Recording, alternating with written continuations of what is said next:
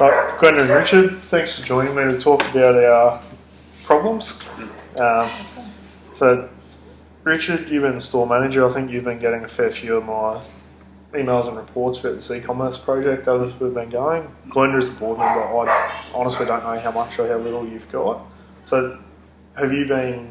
So, I've been doing 2 weekly updates. Have you been getting any of that? Yes, I have. I've been kept abreast of what's going on, so I'm very happy. That's good. So hopefully none of this is a massive surprise to you. So yeah, just wanted to have a bit of a chat about the unresolved issues and concerns and problems that we're having with this. I think we've done pretty well. We're just about ready to go, just a few minor issues.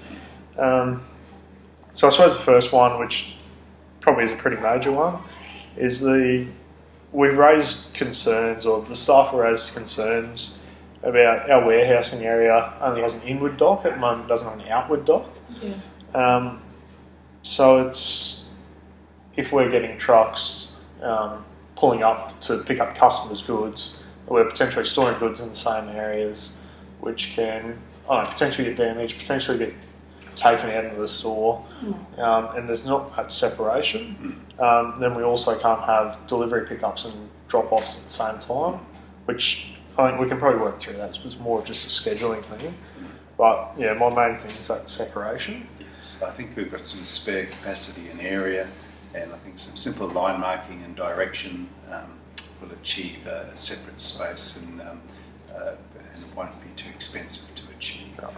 So yeah, we had a bit of a chat about. So we've got this is just a discussion. Tell me if I'm stupid or what you think. But we've got the sort of roller door there for inward coming supplies. Then we've got another roller door which has the sort of pedestrian gate next to it, which is sort of used as the fire and emergency exit. What we're thinking is sort of making that the outgoing dock. And then we've also got so at each end of that receipt or the warehouse, we've got personal doors. So my thoughts would be we can make them emergency exits. I haven't run that past our safety team yet, but what were your thoughts on that? I think it's great, and I think the cost, working with the existing infrastructure, the cost would be kept to a minimum. So I would wholeheartedly agree. And I think the board would be happy with that too. So yeah, I suppose the issues around that would be, we move the exits, we've got to communicate that to staff, we've got to change our emergency procedures, we've got to change our drawings of where the doors are. But yeah, and the fire evacuation meeting areas may change, those types of things. So do you want me to keep moving forward on emphasising that? Good idea. Alright, the next issue is, I might skip the budget for now, but payment to the goods. So one of my team members has done really well getting a website set up, getting a payment platform attached to it. That payment platform, so we can get Visa and MasterCard, so paying credit cards, that's all good. We've decided we don't want direct deposit because it's too hard to manage.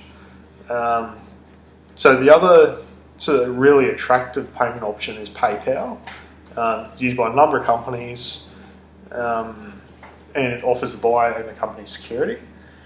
So the problem behind that is, to get that sort of attached to our site and part of the payment platform, there is a fee of, so the estimate I got was, I think, $600 a month to have that on there, and that allows up to $1 million purchasing. There's no limit underneath that. But if you want to go over that $1 million, there's more fees. So obviously that $600, if we set it up, will just add to our overheads, sort of eat into our profits. So I suppose the two options are, we sort of cop that and we pay the $600 a month, or we forget about PayPal, we set up the website with credit cards only and see how it goes.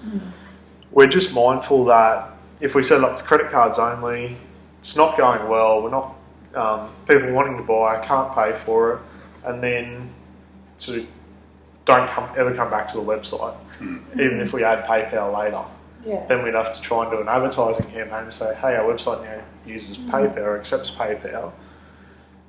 So my recommendation would be that we at least start off with PayPal, paying that $600 a month. If it's not getting used, then we look at cancelling it. Yeah, that sounds good. Right. And then the other thing would be the other issue we have. So we've done I think a pretty good estimate. We've allowed a little bit of contingency in the webpage design, just because there are a number of options, and like we're thinking going from the middle of the range, running it past yourself and the board and seeing what you think, and then we've got a little bit extra money to play there in case the board or yourself want some extra features on there or some extra graphics to relate it more to the company.